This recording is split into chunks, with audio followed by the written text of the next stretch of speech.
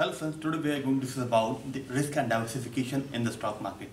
We all know that when we invest our hard-earned money in the stock market, it is very important for all of us to understand the risk and rewards associated with that, and what best we can do to avoid the risk associated with the investment that we all are doing and have been doing and will be doing in the future.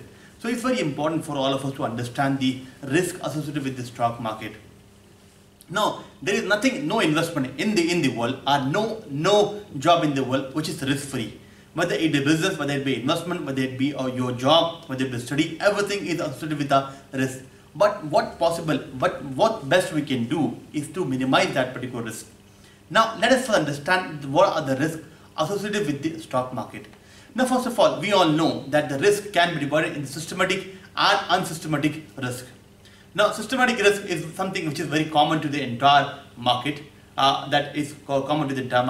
Unsystematic risk is something which is actually out of the unsystematic, that we cannot avoid it.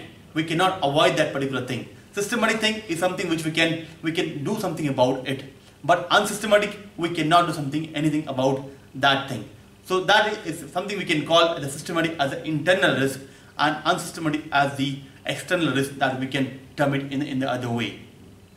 Now, first of all, that what one thing you can do is the credit risk. Credit is something is that a company is unable to honor the commitment, financial commitment, that they unable to offer, unable to pay back the money which they borrowed.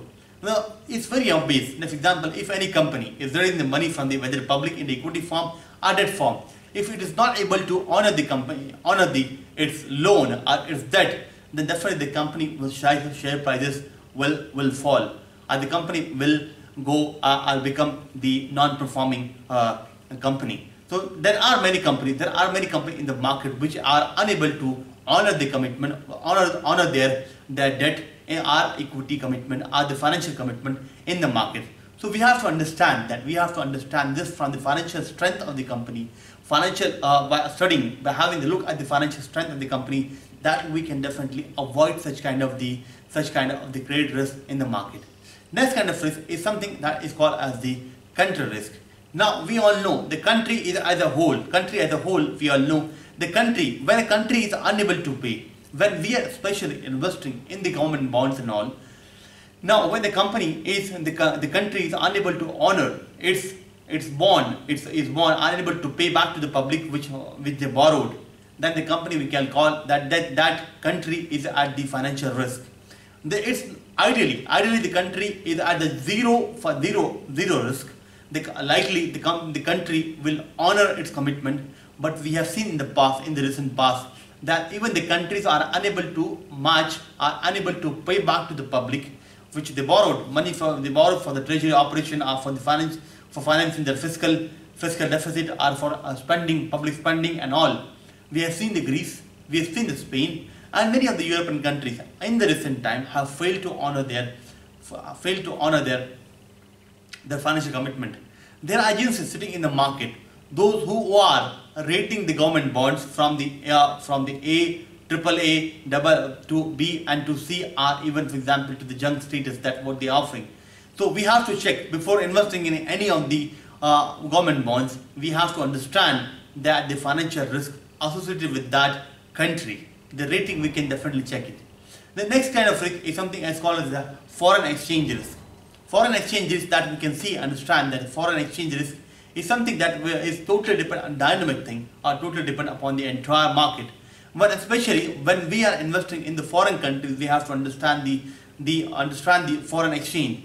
If especially, for example, the FIs investing in the India or any of the countries, or we as a resident of the India investing in any other country, the foreign investment are always subject to the foreign exchange risk, because we don't know what is going to be the exchange rate tomorrow. That we have to understand before investing in any of the foreign financial instrument, that we have to understand the foreign exchange management risk associated with that particular asset class.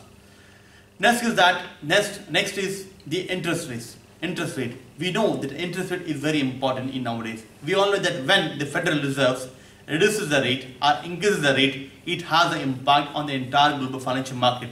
So we have to understand that the interest rate, whether it be domestic interest rate or the for or of the US market.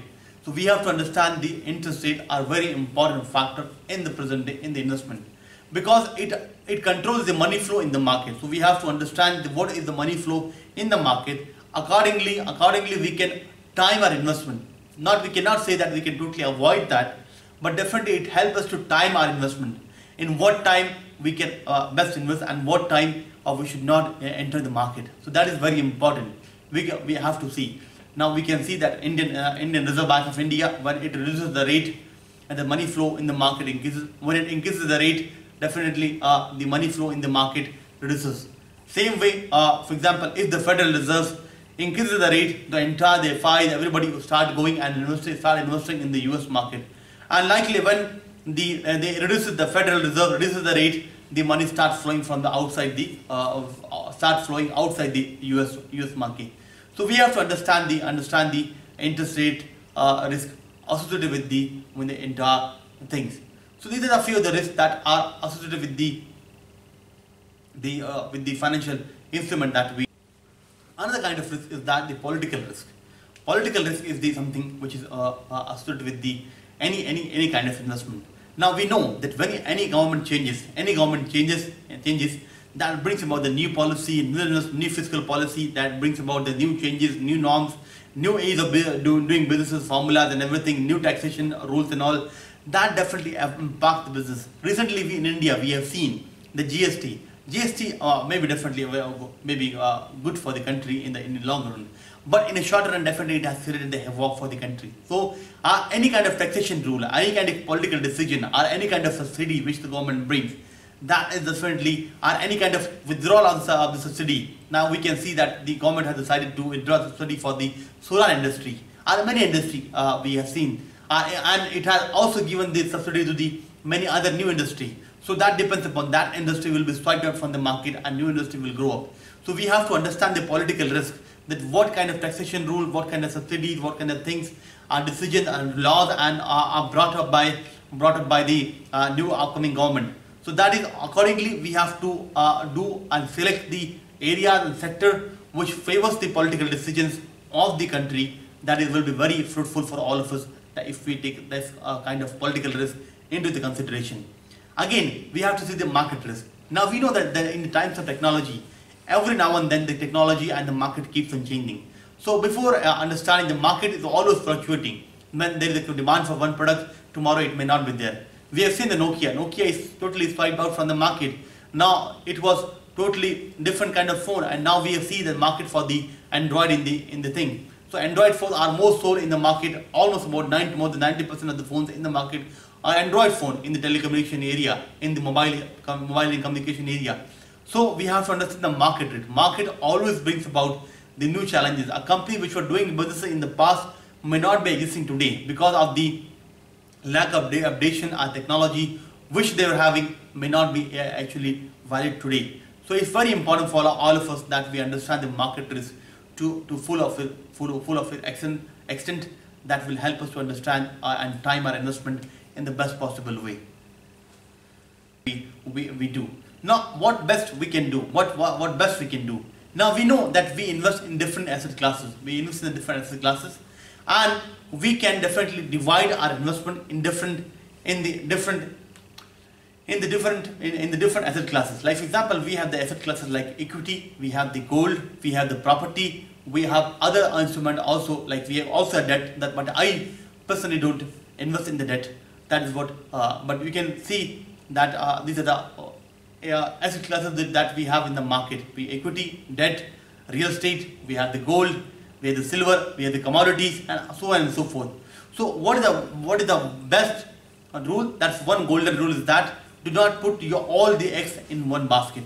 So rather what we can do, we can divide our investment in the several asset class based on our study. So that is very important, that do not never put all your assets, all your eggs in one basket.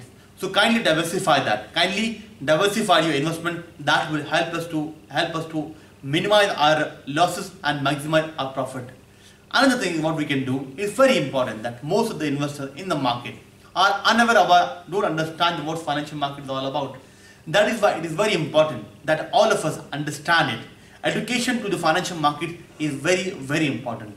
Then I again emphasize that we all must understand and take a proper understanding, a proper course, a proper understanding of the market. We must understand that we take any of the, before investing in any of the asset classes, whether it be a direct equity or mutual fund or anything like gold, property, anything, that we must take a proper knowledge about the financial market.